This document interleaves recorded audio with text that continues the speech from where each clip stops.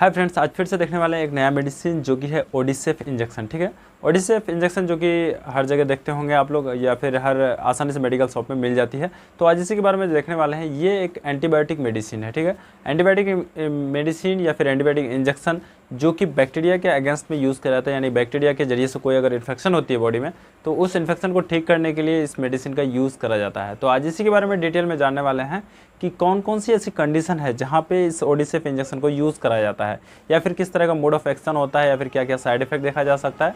तो सारा चीज़ डिटेल में देखने वाले हैं फ्रेंड्स इस वीडियोज़ में। ठीक है फ्रेंड्स, तो आइए बात कर लेते हैं। देखिए, ओडिसेफ जो है ये ओडिसेफ नाम से, ब्रांड नेम से मार्केट अवेलेबल होती है आपको। ठीक है, लेकिन उसके अंदर की मेडिसिन या फिर इंग्रेडिएंट को देखेंगे आप तो उसमें होता है सेफ्ट्रैक्सोन। ठीक है, सेफ्ट्रैक्सोन आज जो प्रॉपर बात जो हो रही है तो सेफ्ट्रैक्सोन की बात हो रही है। ठीक है, सेफ्ट्रैक्सोन को अलग अलग नाम से मार्केट में अवेलेबल कराया जाता है या फिर मेडिकल्स में कराया जाता है, क्योंकि ब्रांड नेम जो होती है वो कंपनियों के द्वारा दिया हुआ रहता है, लेकिन मेडिसिन जो है वो सेफ्ट्रैक्सोन ही होती है। जैसे आपको ओडिसेफ की जगह मोनोसेफ मिल सकता है, जोन मिल सकता है, या फिर ट्रैक्सोल नाम से मिल सकता है। अलग अलग जगह पे अलग डिपेंड करता है, वो अलग अलग नाम से आपको मिल जाएगा, लेकिन उसके अंदर की मेडिसिन को देखेंगे आप तो सेफ्ट्रैक्सोन ही होगा।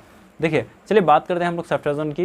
तो ये आपका एंटीबायोटिक मेडिसिन है। अगर इसका क्लास को देखेंगे तो ये आपका सेफेलोस्पोरिन ग्रुप के थर्ड जनरेशन में ये मेडिसिन आती है, जो कि थर्ड जनरेशन के ब्रॉड स्पेक्ट्रम एंटीबायोटिक है, जो कि ग्राम पॉजिटिव और ग्राम नेगेटिव बैक्टीरिया से होने वाली जो भी इन्फेक्शन होती है उसे ठीक करने में इसका यूज़ करा जाता है। ठीक है, तो इससे देखने वाले हैं कि इस ग्राम पॉजिटिव या फिर ग्राम नेगेटिव बैक्टीरिया के कारण से कौन कौन सी ऐसी इन्फेक्शन हो सकती है जहाँ पे इस ओडिसेफ इंजेक्शन को यूज़ करा जा सकता है। तो देखिए फ्रेंड्स, उसका यूज़ से पहले देख लेते हैं इसका स्ट्रेंथ। ये आपको अलग अलग स्ट्रेंथ में अवेलेबल हो जाता है, क्योंकि देखिए डिपेंड करता है। जैसे कि कोई बच्चा रहता है तो उसका स्ट्रेंथ अलग होगा, लेकिन वहीं पे अगर कोई एडल्ट है तो उसका स्ट्रेंथ अलग होगा। ठीक है, तो इसका स्ट्रेंथ की अगर नॉर्मली बात करें तो 125 mg में ये अवेलेबल हो जाता है, 250 mg में अवेलेबल हो जाता है, उसके साथ साथ 500 mg, 1000 और 2000 mg तक ये अवेलेबल हो जाती है। ठीक है, वो डिपेंड करता है कि कैसा कंडीशन है और पेशेंट का क्या सिचुएशन है, उसके अकॉर्डिंग इसका प्रिस्क्रिप्शन दिया जाता है। अब देख लेते हैं इसका यूजेस कि किस किस कंडीशन में इसको यूज़ कराया जाता है, फिर कौन कौन सी ऐसी डिजीज़ है जहाँ पे इसका यूज़ करते हैं। जैसे इसको अगर देखेंगे तो लंग्स से रिलेटेड अगर कोई इन्फेक्शन होता है, यानी रिस्पिरेटरी ट्रैक्ट में कोई इन्फेक्शन होती है तो वहाँ पे भी इसका यूज़ कराया जाता है। रिस्पिरेटरी ट्रैक्ट में हो सकता है कि लंग्स में जैसे निमोनिया का केसेस हो जाना, या फिर ब्रोंकाइटिस हो जाना, ब्रोंकियल में इन्फेक्शन हो जाना, तो इससे रिलेटेड अगर कोई भी इन्फेक्शन होता है किसी बैक्टीरिया के कारण तो वहाँ पे इसको यूज़ करके उस बैक्टीरिया को किल करके उस इन्फेक्शन को ठीक किया जाता है। उसके साथ साथ यूटीआई के केस में भी इसका यूज़ करा जाता है। यूरिनरी ट्रैक्ट में अगर कोई इन्फेक्शन हो जाती है तो उस इन्फेक्शन को भी ठीक करने के लिए इस मेडिसिन का यूज़ करा जाता है।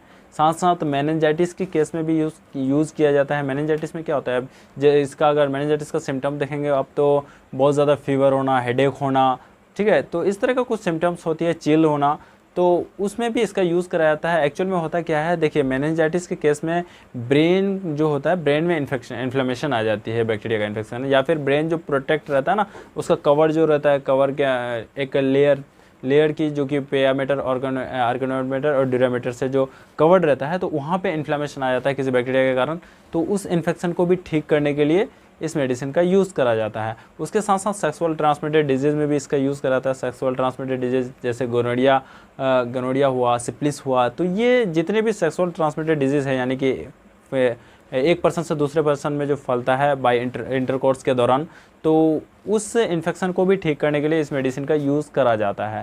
देखिए फ्रेंड्स, इसके अलावा बहुत सारी ऐसी कंडीशन है जहाँ पे डॉक्टर अपना एक्सपीरियंस के अनुसार इसका यूज़ करते हैं। आई होप हो सकता है कि वो अपने एक्सपीरियंस के अनुसार अलग अलग जगह भी इसका यूज़ करके उसका ट्रीटमेंट दे। देखिए फ्रेंड्स, अगर इसका डोज की बात करें तो आपको ये 75 mg से लेके 100 mg पर kg पर डे के हिसाब से इसका यूज़ करा जाता है। ठीक है, और ऐसे एडल्ट डोज की अगर बात करें तो आपको 1000 से 2000 mg तक दिन में मतलब पर डे इसका यूज़ कराया जा सकता है। डिपेंड करता है फिर कि पेशेंट की सिविरिटी क्या है, और उस सिविरिटी के अकॉर्डिंग ही इसका डोज प्रिस्क्राइब किया जाता है। ठीक है फ्रेंड्स, तो हो सकता है कि अगर जैसे बॉडी वेट बहुत कम हो या फिर एज कम हो तो उसके अकॉर्डिंग, या फिर डिपेंड करता है सिविरिटी की कितना है तो उसके अकॉर्डिंग ही डोज का कैलकुलेशन करके दिया जाता है। ठीक है फ्रेंड्स, तो ये थी डोजेज। अब देख लेते हैं इसका साइड इफेक्ट। देखिए फ्रेंड्स, हर मेडिसिन का कुछ ना कुछ साइड इफेक्ट होता है, इसीलिए कोई भी मेडिसिन जो है सेल्फ यूज़ नहीं करना चाहिए, और कभी भी यूज़ करें तो पहले डॉक्टर से कंसल्ट करें, उसके बाद ही कोई भी मेडिसिन लें। ठीक है फ्रेंड्स, देखिए फ्रेंड्स, अगर बात करें साइड इफेक्ट की इनकी ना, तो साइड इफेक्ट में आपको नोज़िया हो सकता है, वोमिटिंग हो सकता है, या फिर स्किन पे रेसेस पड़ जाना। ठीक है, और उसके साथ साथ इरेगुलर हार्ट रेट हो जाना, हार्ट बीट मतलब ज़्यादा हो जाना या फिर कम हो जाना, तो ये कुछ कॉमन साइड इफ़ेक्ट है। ऐसा अगर कोई भी साइड इफ़ेक्ट या फिर कोई अनवांटेड साइड इफ़ेक्ट अगर देखने को मिला है तो ऐसा दिखने पे सबसे पहले तो मेडिसिन को रोक देना है, उसके बाद अपने डॉक्टर से कंसल्ट कर लेना है ताकि उसके लिए जो फर्दर ट्रीटमेंट हो वो आपको जल्द से जल्द प्रोवाइड करे। ठीक है फ्रेंड्स, तो यही थी कुछ साइड इफ़ेक्ट। और कुछ ध्यान में रखने वाली बात है कंट्राइंडिकेशन की अगर बात करें, जैसे क्या कभी अगर जैसे मेडिकल हिस्ट्री में आपका हार्ट से रिलेटेड कोई प्रॉब्लम रहा हो या फिर किडनी में कोई प्रॉब्लम या फिर लिवर से रिलेटेड कोई डिजीज़ या फिर डायरिया का केसेस, तो ये कोई भी अगर मेडिकल हिस्ट्री रहा है, ठीक है फ्रेंड्स, या फिर डायरिया के केस में इसका यूज़ नहीं करना चाहिए। तो ऐसा अगर कुछ भी हिस्ट्री में रहा है तो अपने डॉक्टर से ज़रूर से कंसल्ट कर लें या फिर उसे बता दें कि ऐसा मेडिकल हिस्ट्री में रहा है। हो सकता है कि इसके जगह आपको कोई अलग मेडिसिन दे या फिर प्रॉपर अगर इसका डोज जो है उसको कैलकुलेशन करके प्रॉपरली जो मतलब आप बॉडी रेसिस्ट कर पाए उसके अकॉर्डिंग इसको दिया जा सकता है। ठीक है फ्रेंड्स, तो ऐसा कुछ भी अगर मेडिकल हिस्ट्री में रहा हो तो डॉक्टर को ज़रूर से बता दें।